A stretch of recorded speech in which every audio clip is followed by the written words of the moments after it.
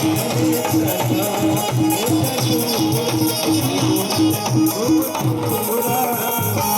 हमारे महेंद्र मिश्रा भैया की तरफ से 251 और अयान सिंह और वीरेंद्र सिंह हमारे मुकेश सिंह के जो 2 लाडले बेटे हैं चुलबुले से नटखटे से, उनकी तरफ से ये 151 की अर्जी लेके प्रभु कृपा बरसाते रहे। बड़े भाव से कहना है क्या, चले मनोहर मंगल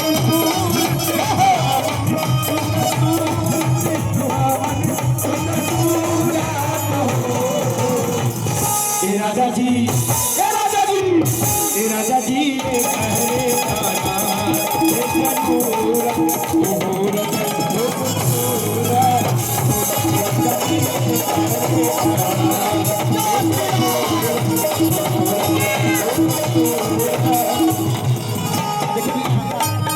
संगीता सिंह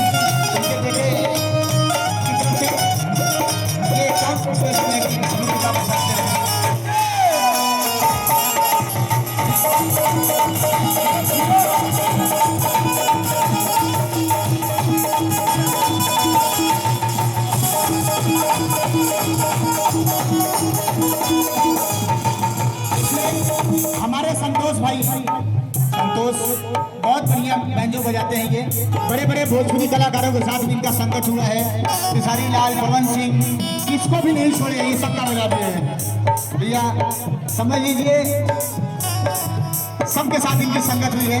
तो बड़ी प्यारी से धुन लिए हैं ये, तो उसको मैं गाना चाहता हूँ क्या,